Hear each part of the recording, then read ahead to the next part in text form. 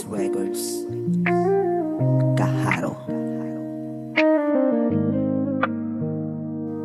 Marami-rami na rin akong maling nagawa. Kita mo naman siguro ngayon aking napala. Kung ayaw mo matulad sa akin na ngayon walang-wala, huwag mong subukang mga bagay na walang mapapala. Kung ika'y nakikinig ay buksan mo ang iyong mata at isipin mo palagi ang iyong ama't ina. Umaalalay sa iyo mula pa nga sa pagkabata. Ginagawa nila ang lahat, sila sa'yo'y di nagsasawa. Lagi mong tatandaan, mahalaga kinabukasan iyong pagkandaan. Kung paano mo susuklian ang sakripisyo ng magulang na matapos ka lang ay isang malaking masasalamat sa taas ng iyo. Kalimutan magdasal at tilingin mo sa taas. Humingi ka rin ng tawad sa lahat ng kamalian. Huwag pigilan ng sarili dahil sa sino pa man. Kunting oras lang kay God bago mo nga gawin lahat ang mga obligasyon mo habang ikaw ay nabubuhay. Kaya ngayong bata ka pa, dapat lang na ika'y masanay sa realidad na kung ano ang iyong pinagmulan. Dadalhin mo yan lahat hanggang sa iyong katandaan. Dahil wala kang may alam sa susunod na mangyayari sa ating buhay nga na minsan nga ay mapagkunwari. Kaya wala kang masisisi kundi nga ang iyong sarili. Di maiwasan ng mali, nakadepende sa iyong sarili. Kung pipili